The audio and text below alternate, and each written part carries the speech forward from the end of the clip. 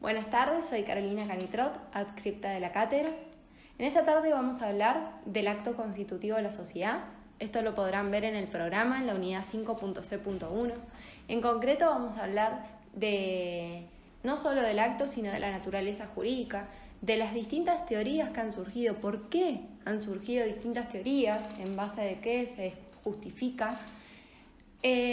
Y además vamos a hablar sobre las características que tiene este contrato, los cambios producidos por la Ley 26.994, en concreto el Código Civil y Comercial, y algunos cambios que también trajo la Ley de Apoyo al Capital Emprendedor, la Ley 27.349.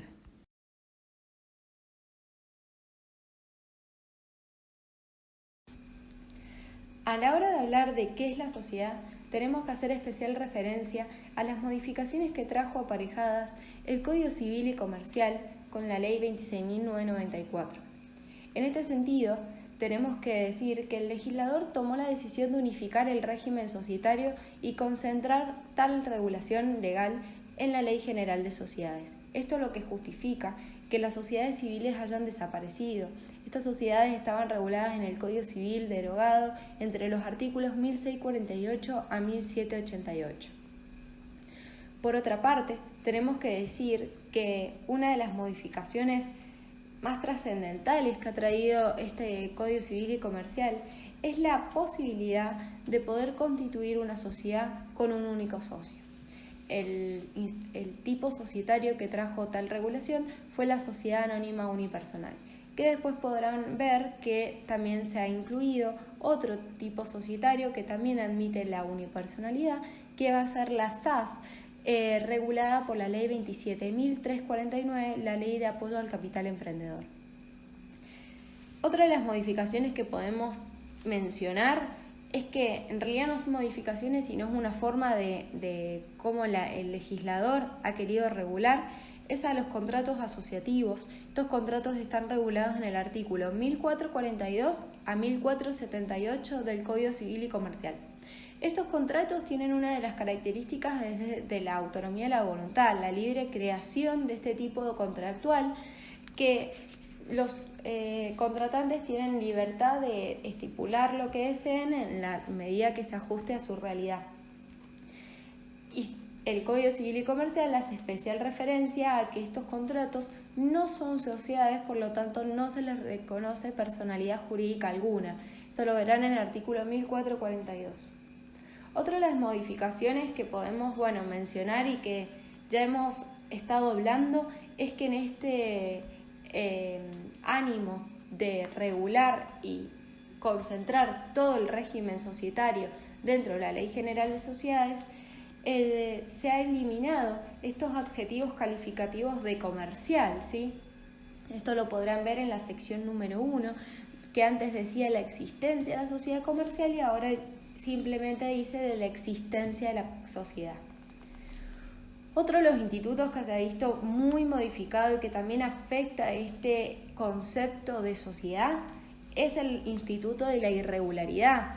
Antes estaba sancionado con la nulidad, aquellas sociedades que no se constituían conforme los tipos establecidos en la ley.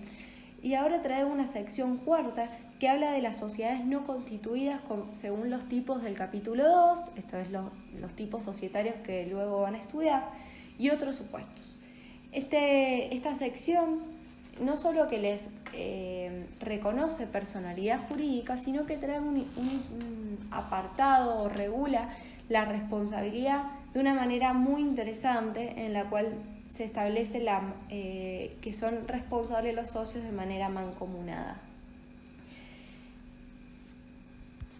Sin lugar a dudas, esta modificación ha afectado ampliamente al régimen o a la característica de la tipicidad, ¿sí?, en las sociedades, ya que en este caso vamos a estar en presencia de una sociedad, una persona jurídica, y que no va a estar constituida conforme los tipos previstos en la Ley General de Sociedades.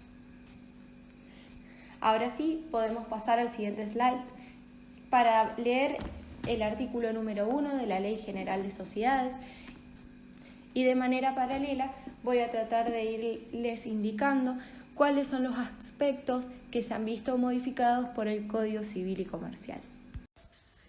Bien, el artículo número 1 podrán leer que dice que habrá sociedad si una o más personas, aspecto modificado por el Código Civil y Comercial, en forma organizada, conforme a uno de los tipos previstos en esta ley, se obligan a realizar aportes para aplicarlos a la producción e intercambio de bienes o servicios, participando de los beneficios y soportando las pérdidas.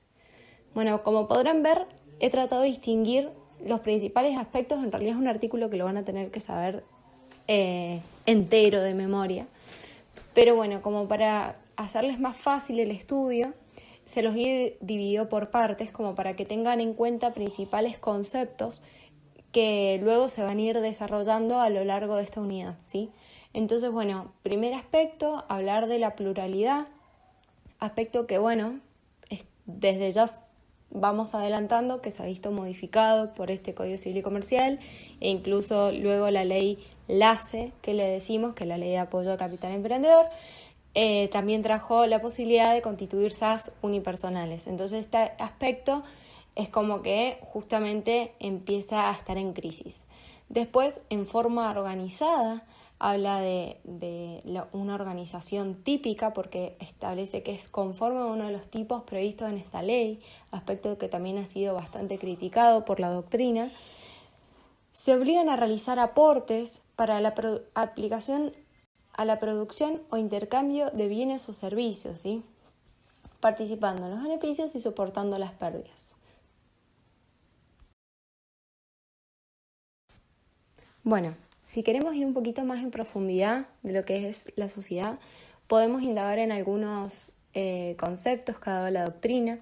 Así podemos citar el Tratado de Derechos de Sociedades de Brunetti, que establece que la sociedad es la forma típica del ejercicio colectivo de una actividad económica productiva y normalmente de toda actividad permanente organizada en empresa. Una vez que hayamos entendido lo que es una sociedad, estamos en condiciones de avanzar y hablar sobre el acto constitutivo, ¿sí? Bueno, cuando hablamos de la naturaleza del acto constitutivo, antes que nada, por eso les pongo el signo de admiración ahí en rojo como para que les llame la atención a ustedes, tienen que distinguir la naturaleza jurídica del acto constitutivo del sujeto de derecho que nace como consecuencia de él, ¿sí? Entonces, sabemos que el acto constitutivo tiene como efectos en crear un nuevo sujeto de derecho, según el artículo 2 de la Ley General de Sociedades, un centro de imputación de normas. Ya podemos ver alguna opinión, se las puedo ir adelantando. Bonelli, por ejemplo, nos adelanta que es un contrato, este acto creativo de la sociedad. No es la sociedad en sí, sino que la subjetividad jurídica es un efecto del contrato, pero nada impide que el efecto sobreviva a la causa. Ahora se preguntarán, ¿para qué estudiamos? ¿Para qué estudiamos la naturaleza jurídica? ¿Cuál es la importancia de estudiar la misma? Desde ya les voy a decir que es algo súper importante porque de ello va a importar qué normas y qué efectos se le van a aplicar, ¿sí? Entonces, no es lo mismo que nosotros consideremos que es un contrato, que sea una declaración unilateral de la voluntad, etcétera. Además, en lo que respecta a este tema, les puedo adelantar por qué han surgido distintas teorías, ¿sí? Porque, como podrán ver, es una cuestión súper compleja. No en cualquier contrato surge un nuevo sujeto de derecho, entonces esto llamó la atención a la doctrina. Además, por el tema de las prestaciones, van a ver que las prestaciones no están contrapuestas, como en un contrato de compraventa o cualquier un contrato de locación donde hay una parte y por el otro lado la otra le debe por ese servicio, cosa que le ha entregado. Y se nacen como consecuencia de este contrato infinitas relaciones, no solo entre los sujetos, los contratantes. Hay algunos autores que dicen que no son contrapartes, sino que son copartes. Entonces, no solamente que surgen relaciones entre ellos, sino entre ellos y el nuevo sujeto de derecho. Esto es lo que ha hecho que la doctrina se pregunte ante qué tipo de acto estamos, ¿sí? Si es un acto si es un acto colectivo, es un acto complejo. Bueno, no quiero seguir adelantándome en el tema como para poder ir lo más detallado posible. Bueno, acá les puedo resumir los principales puntos que la doctrina tuvo en cuenta a la hora de elaborar sus teorías. En este sentido vamos a ver el tema de las prestaciones, que las prestaciones no son recíprocas o contrapuestas, sino que están juxtapuestas y orientadas hacia un fin común. Y por el otro lado el tema del nacimiento del sujeto de derecho, este centro de imputación de normas distinto de los socios que la conforman. Como les decía, surgieron varias teorías con respecto a este tema. Así podemos mencionar el acto colectivo, el acto complejo, ambas resumidas como teorías unilateralistas. Luego tenemos la teoría de la institución y por último podemos mencionar la teoría del contrato plurilateral de organización, que es la que adopta nuestra legislación. Bueno, si nos adentramos en las teorías unilateralistas, podemos decir que ellas coinciden en que explican el fenómeno partiendo de la existencia del acto constitutivo como un fenómeno unilateral, como producto de una única voluntad común. Existe un concurso de declaraciones de voluntades convergentes en cuanto al contenido y la finalidad queridos por los intervenientes que tienen iguales intereses. Así podemos mencionar la doctrina del acto colectivo. En ella tenemos como sus principales exponentes a Messineo, quien sostiene que la constitución de una sociedad comercial no es otra cosa que un acto jurídico celebrado con la participación de quienes desean ser socios y que basta con la expresión que hagan ellos del consentimiento en forma mayoritaria. Entonces dice que la voluntad no es única, sino que hay varias voluntades formadas por una yuxtaposición e interdependencia para la satisfacción de un interés paralelo. Entonces la expresión de esta voluntad de todos los participantes se da de manera paralela y no como ocurre en los contratos, donde estas expresiones de voluntades se entrecruzan, ¿sí? Hay intereses contrapuestos, acá van de manera paralela. Luego vamos a hablar del acto complejo. El acto complejo va un poco más allá del acto colectivo y dice que estas voluntades se pierden la individualidad, se funden y pasan a ser una sola voluntad. Estas teorías han sido muy criticadas, ¿sí? Porque si bien hacen o ponen su foco de atención en este nacimiento del nuevo sujeto de derecho, no explican por qué o cómo surgen los derechos y obligaciones entre los socios y entre los socios y el nuevo sujeto de derecho. Ya vamos a ver que los socios, como estudiamos en el artículo número 1, realizan aportes para la producción e intercambio de bienes y servicios, ¿sí? Entonces se obligan a realizar aportes para esta aplicación. Pero con respecto a quién es esta obligación, con respecto a los socios, entre ellos o entre los socios y la sociedad. Bueno, es la segunda la respuesta correcta. Entonces, bueno, este tipo de preguntas no pueden responderlas este tipo de teorías. Entonces es así que partimos a la teoría de la institución. Antes que pasar a la teoría de la institución, me gustaría aclarar que hay autores que en este dilema en que sean o un acto unilateral o un contrato, han estado como en una posición intermedia. Así podemos citar a Salandra y Soprano, que proponen una solución mixta, y es aplicar la teoría del acto complejo a las relaciones entre la sociedad con terceros, y sostienen que es un contrato para explicar la relación entre los socios y entre los socios y la sociedad. Entonces, por un lado va a ser un acto bilateral y por el otro lado va a ser unilateral.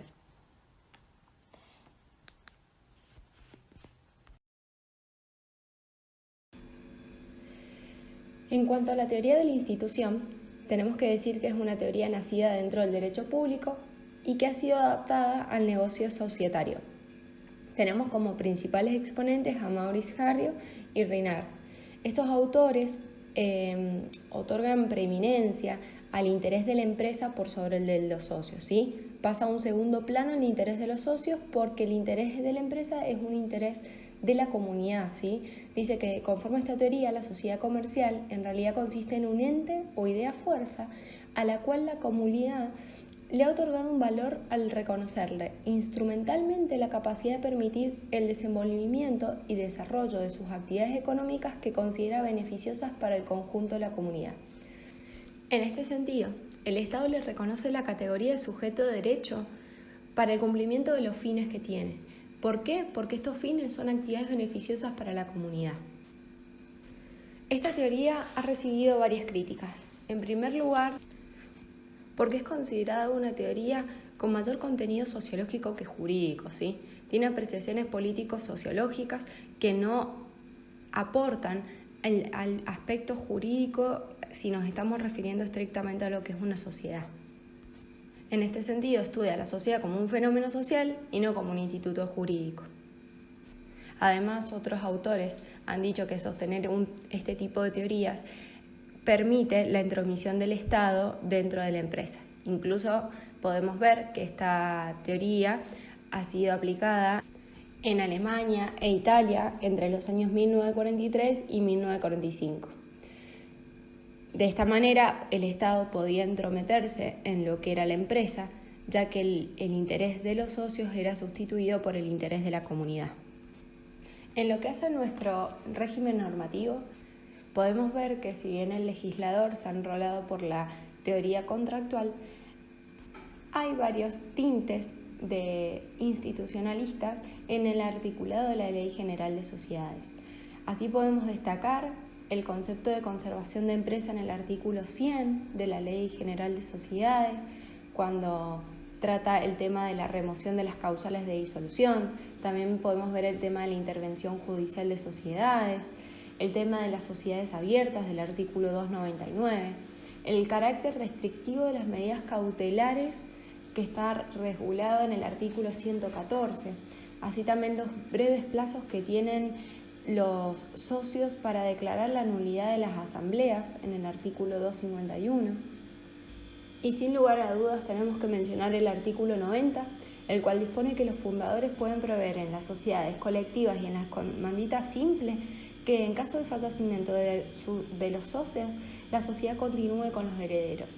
Eso si lo queremos llevar al aspecto contractual, ¿sí? En los principios generales, sabemos por el artículo 1021 del Código Civil y Comercial que los contratos no pueden producir efectos a terceros.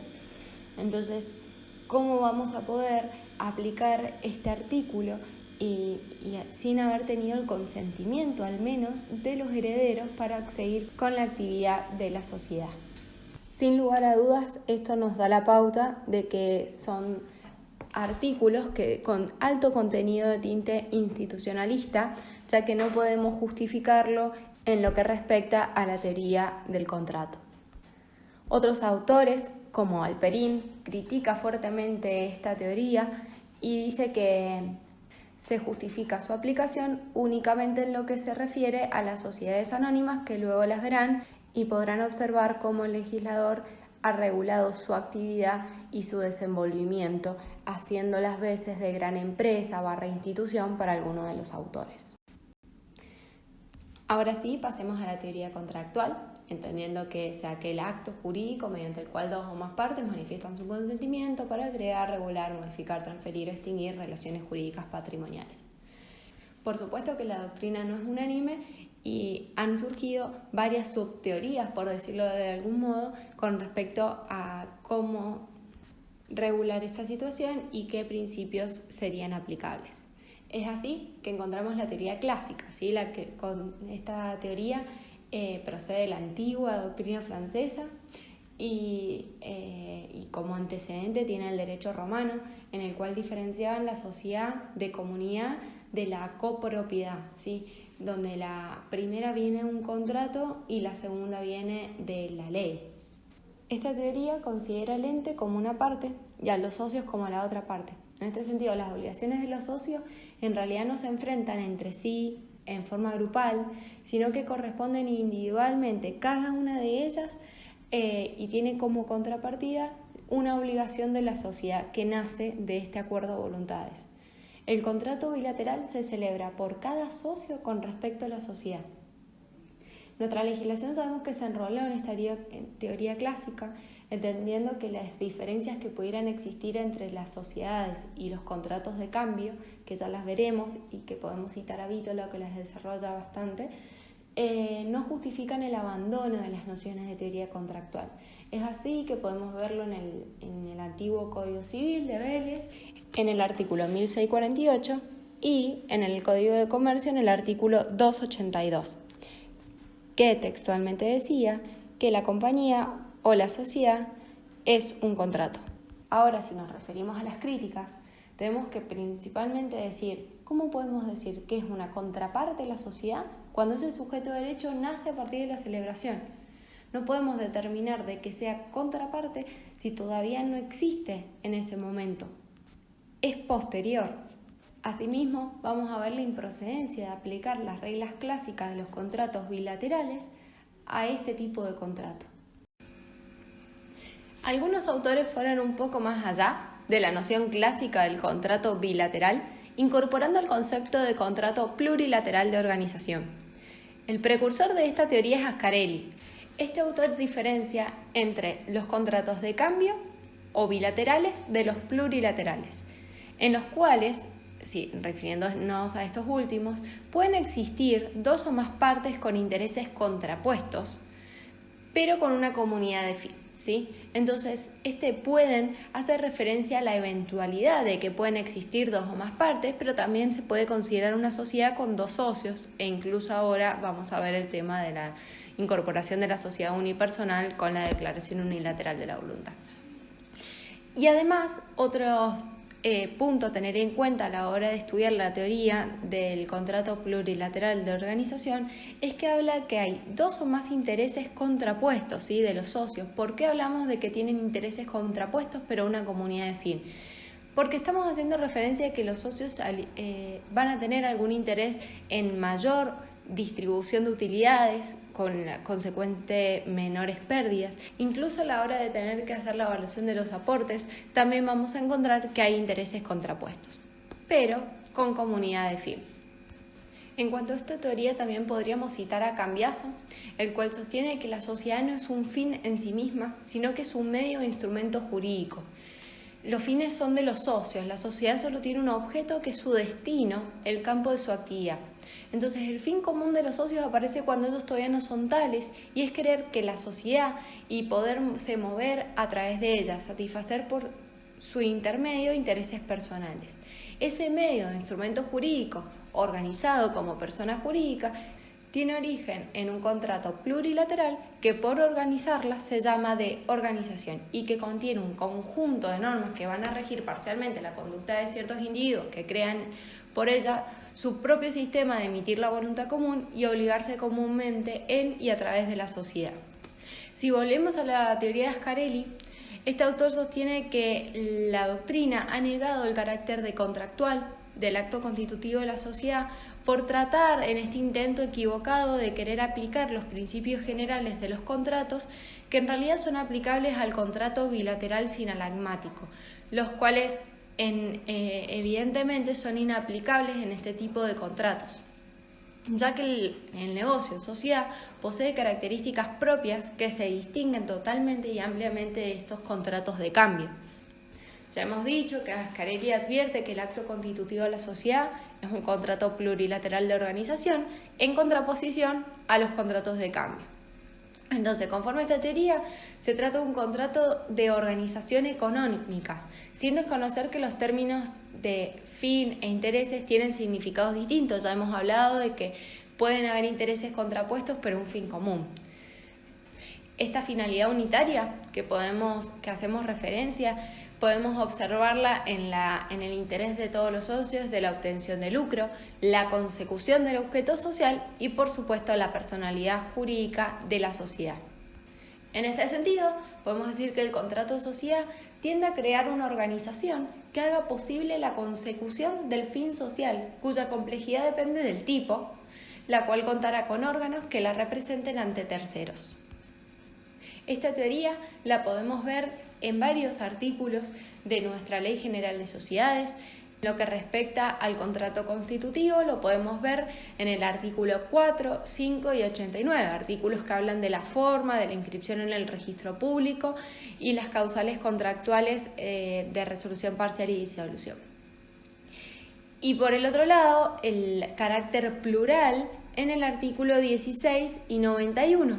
El 16 sabemos que habla del régimen de nulidad, el tema de la nulidad que afecta a alguno de los vínculos de los socios que no produce la nulidad del contrato social, y por el otro lado el artículo 91, que sabemos que cuando se trata de la exclusión del socio, que en caso de incumplimiento de alguna de las partes en la realización del aporte que se hubiesen comprometido, puede producir la exclusión de tal dentro de la sociedad. Estos artículos los volveremos a ver más adelante cuando veamos las consecuencias jurídicas de esta teoría en la aplicación del contrato social. Avanzando un poco, en este slide les he citado a Ascarelli, el cual dice, ya lo hemos visto, pero para que les quede claro, que la sociedad constituye el ejemplo característico y tradicional del contrato plurilateral, ya que participan en él varias partes que adquieren como consecuencia del mismo obligaciones y derechos de la misma e idéntica naturaleza jurídica. Ningún socio se encuentra frente a otro, sino frente a todos los demás. Ahora sí, resumiendo, podemos ver las características: pluralidad de partes, veremos también las excepciones, una comunidad de fin, la pluralidad de prestaciones destinadas al fin común, estos aportes que realizan los socios al momento de constituir la sociedad, los intereses yuxtapuestos. Ya sabemos que las prestaciones de todos están unificadas en la obtención de un resultado útil del que todos participarán, aunque sea repartido en diferente medida.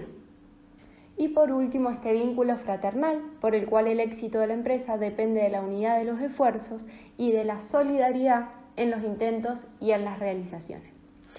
Podemos ver que esta teoría ayuda a minimizar las dificultades de aplicar las normas generales de los contratos de cambio o bilaterales a los contratos plurilaterales, que como sabemos, la aplicación literal de tales normas es susceptible de crear contradicciones en el régimen contractual societario, generando incompatibilidades.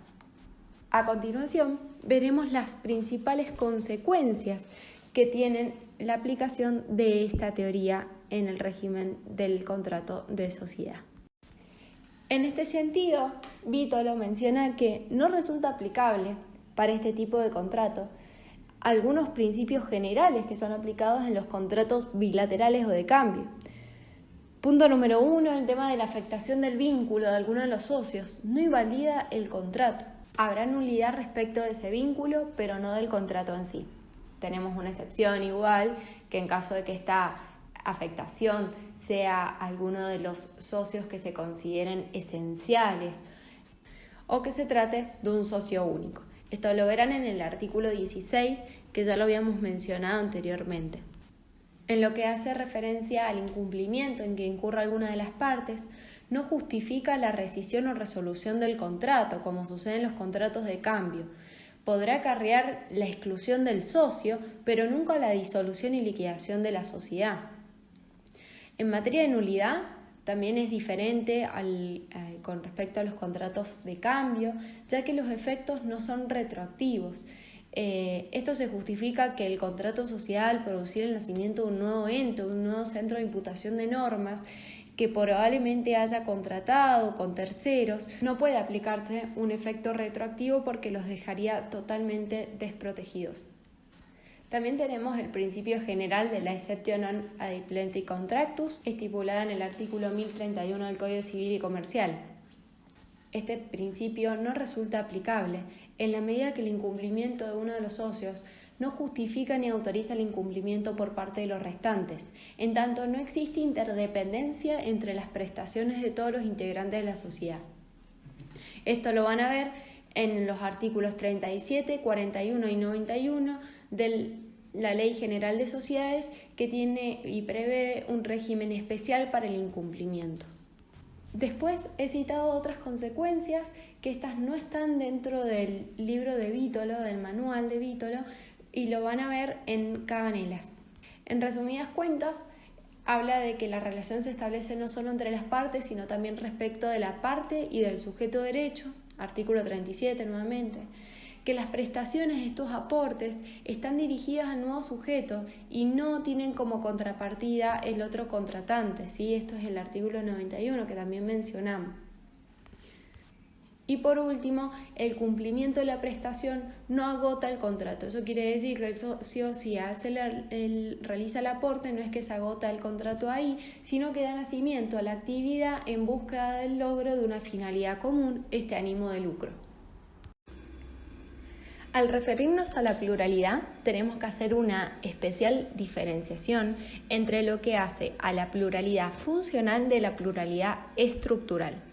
Sabemos que hay contratos que prevén la necesaria participación de 3 o más partes. ¿Sí? Esto podemos mencionar, por ejemplo, el contrato de fideicomiso. Habrán visto que tenemos un fiduciante por un lado, el fiduciario, el que administra el fideicomiso por el otro, los beneficiarios e incluso el fideicomisario. También podemos citar el contrato de novación, que también existen 3 partes, etc. En estos contratos sí o sí tienen que estar esas partes para que se verifique de ese tipo de contrato. En el contrato de sociedad sabemos que es una pluralidad, pero es puramente eventual. ¿Esto qué quiere decir? Que puede configurarse con la participación de 2 partes o más, ¿sí? Piénsese que los socios tienen que ser por lo menos 2, una bilateralidad necesaria, pero también puede ser más, esa es la pluralidad eventual. Entonces hacemos referencia a esa apertura, a ese acceso abierto a que se incluyan y que se adhieran otras partes. Esto recuérdenlo porque también, como les he dicho, son temas muy importantes a la hora de rendir y a la hora de que se les va a preguntar específicamente que distingan un contrato de pluralidad estructural de una funcional. Entonces, resumiendo, hemos hablado de que es un contrato plurilateral y también hemos dicho que la característica es un contrato de organización. ¿En qué sentido decimos esto? En el entendimiento que sus otorgantes disponen de un conjunto complejo de normas estructurales y funcionales que van a regular no solo el funcionamiento entre socios y la sociedad, sino también cómo va a exteriorizar la voluntad esta sociedad frente a terceros. Con respecto a la característica de asociativo, lo podemos ver en esta actuación de las personas con una finalidad común, que en mayor o menor medida colaboran para el logro de ella. Entonces, la causa de la prestación de cada una de las partes no se halla en la contraprestación de la otra, aunque no se pierdan de vista intereses individuales, ya lo hemos advertido, que tenemos intereses contrapuestos, pero un fin común. Entonces, esto es esta participación de cada contratante se propone obtener en la gestión de todas las prestaciones asociadas, ya que existe un objeto o finalidad común que se persigue mediante la colaboración de todos los asociados. Hay un trabajo que puedo citar de Richard que habla en realidad de los contratos asociativos con una intención de diferenciar estos contratos asociativos de la sociedad. Este autor sostiene que el género sería el de los contratos de colaboración, contrapuestos a los de cambio, pues la función que tiene es la cooperación para alcanzar el fin que ha determinado el avenimiento del contrato. Ese fin puede ser una gestión a realizar, un resultado a obtener, en fin, hay una finalidad común. En el segundo paso, dentro de la clasificación como subespecie, encuentra los contratos de organización. Estos son aquellos contratos donde las partes prevén una organización en cómo expresar la voluntad colectiva, como colegios, grupos, e incluso aquellos en los que subyace una organización económica, ¿sí? Se fija una normativa jurídica contractual sin alcanzar a generar una actuación personalizada. No obstante, ciertos contratos asociativos y que tiene esta idea de organización, por expreso reconocimiento legal, generan personalidad jurídica por una voluntad netamente o una decisión netamente legislativa.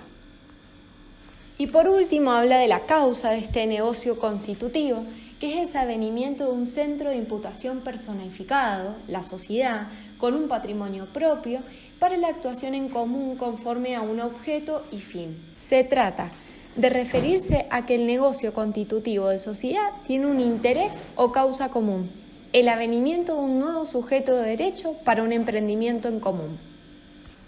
Y por último, es también un contrato personificante. Como ya se ha mencionado, gracias a este contrato nace un nuevo sujeto de derecho.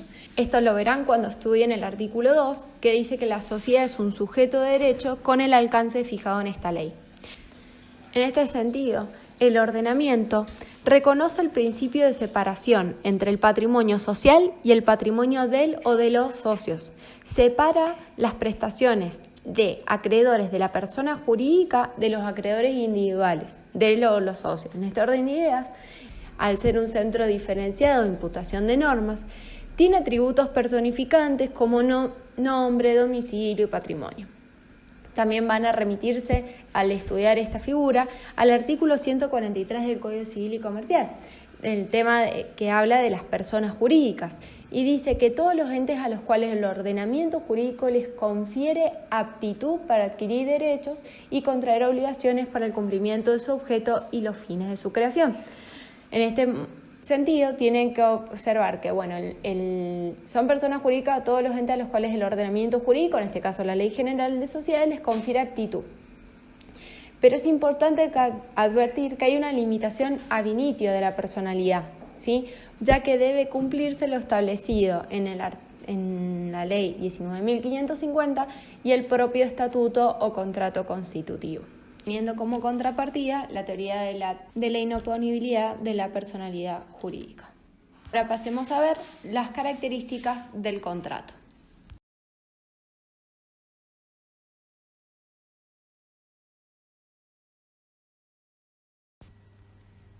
Siguiendo el siguiente slide, vemos los caracteres de este contrato.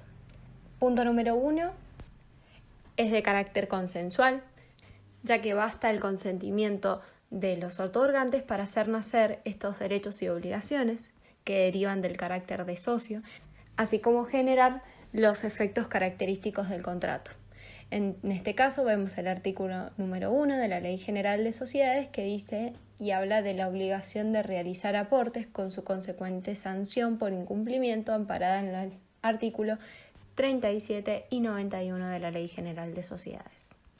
También es conmutativo, pues al momento de constituir la sociedad las partes pueden conocer las ventajas y desventajas o sacrificios que ese negocio ofrece. No es que haya un alias, ¿sí? en este tipo de contrato. Los derechos y obligaciones de las partes, especialmente en tema de aportes, se encuentran determinados contractualmente. Esto no debe ser confundido con los resultados que pueda seguirse en la actividad empresaria, que si eso va a depender de cuántas ganancias o pérdidas hayan tenido. Asimismo, tenemos que mencionar que es de carácter formal. Esto está establecido en el artículo 4, 5 y 7 de la Ley General de Sociedades, ¿sí? Establecen la forma escrita, el tema de la autenticidad de las firmas. Para algunos tipos societarios se requiere el instrumento público. Nota que podemos ver un tanto modificada por la sección cuarta, en la cual permite que se pueda entender como sociedad aquellas sociedades que hayan omitido alguno de los requisitos tipificantes. Eso quiere decir que si constituyo una sociedad anónima por un contrato privado con certificación de firmas, quedaría bajo esta sección teniendo personalidad jurídica y con un régimen de responsabilidad distinto al de las sociedades anónimas. Entonces, es como que se encuentra un poco en tela de juicio este carácter formal, porque podemos ser sociedad sin cumplir con los requisitos formales que para algunos tipos sociales se requiere. Oneroso, ya que sabemos que también el tema de los aportes para este fondo común hacen que este contrato tenga la característica de ser oneroso. Sabemos que estos aportes pueden ser en prestaciones de dar, hacer, pero siempre tienen esta característica de onerosidad.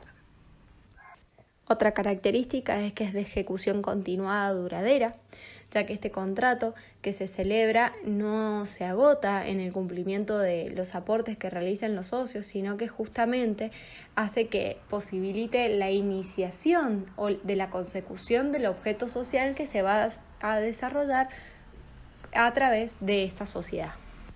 Otra característica es que es normativo, porque en este contrato no solo se regula la actividad dentro de cómo se van a manejar entre los socios con la sociedad, sino también los socios con terceros.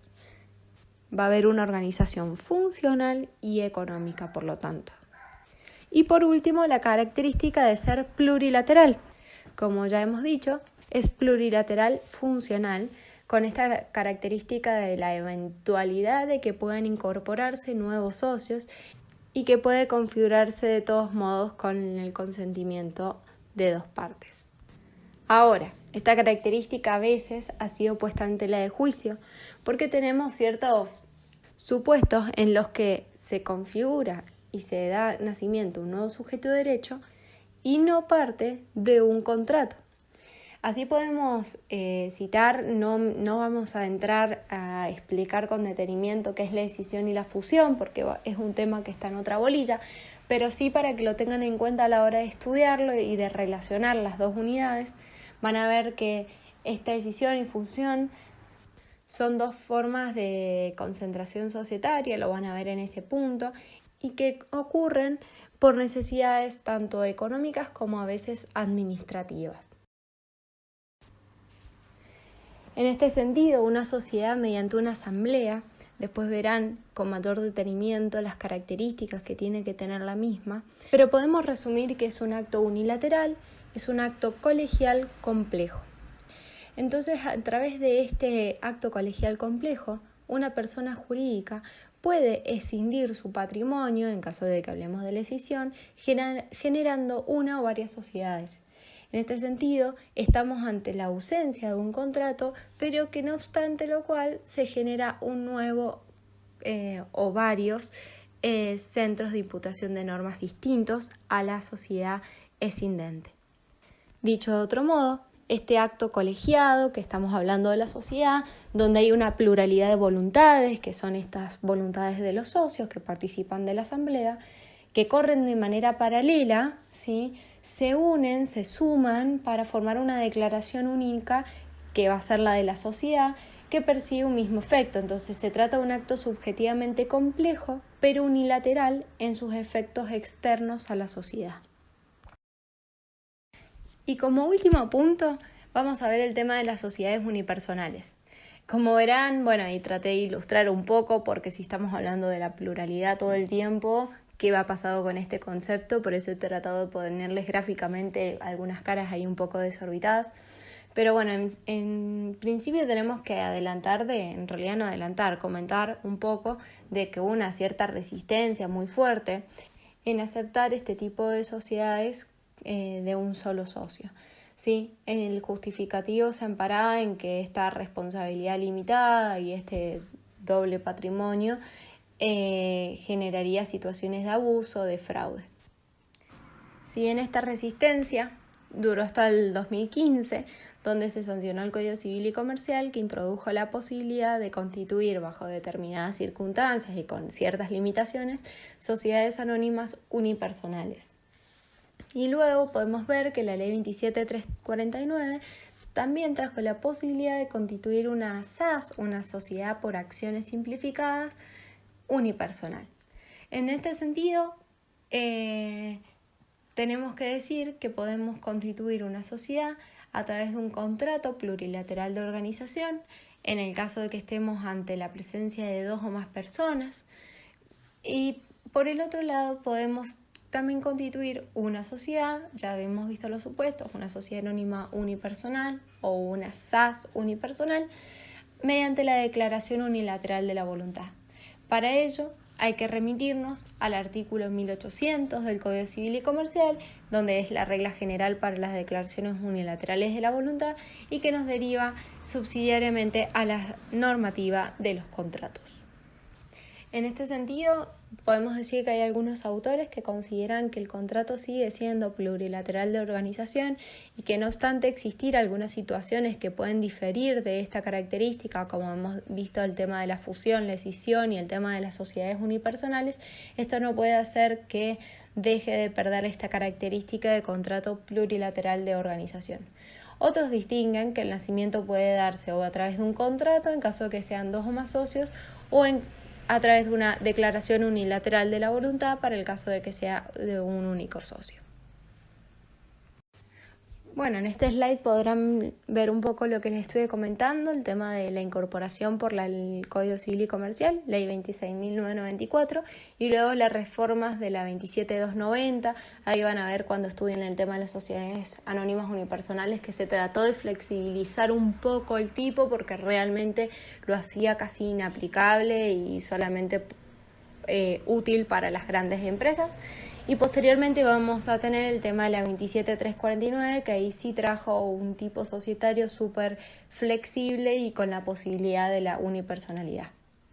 Entonces, para que les quede claro, este tipo societario, en el caso de que sea una sociedad unipersonal, tiene su origen en la manifestación de la voluntad de un único sujeto, en este caso una declaración unilateral de la voluntad, y que, de acuerdo a la ley, puede que dé nacimiento a un nuevo sujeto de derecho y que le es aplicable el artículo 1800 del Código Civil y Comercial. Bueno, hasta acá llegamos, espero haber sido clara y cualquier duda que tengan referido a este punto pueden comunicarse conmigo, les dejo mi mail carolina.canitrot@gmail.com.